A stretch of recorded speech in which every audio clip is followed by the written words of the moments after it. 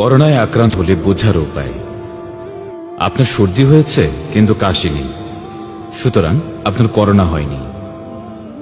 আপনার সর্দি হয়েছে, কাশিও হয়েছে, কিন্তু শুকনো কফ হয়নি, আপনার করোনা হয়নি।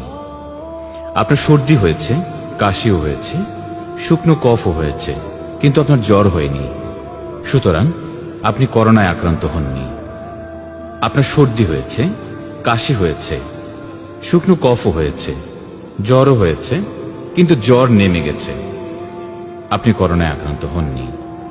আপনার সর্দি হয়েছে, কাশি হয়েছে, শুকনো কফ হয়েছে, জ্বরও হয়েছে, কিন্তু জ্বর নামেনি এবং শ্বাসকষ্টও হয়নি, সুতরাং আপনি করোনায় আক্রান্ত হননি।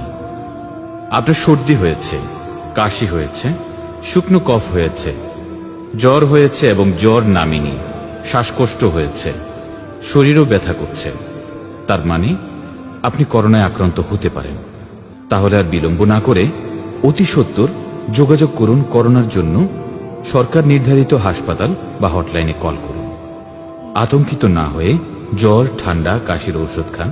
দয়া করে অপ্রয়োজনে হটলাইন নাম্বারগুলোতে কল দিয়ে বিজি রেখে জরুরি সেবায় ব্যাঘাত ঘটাবেন না।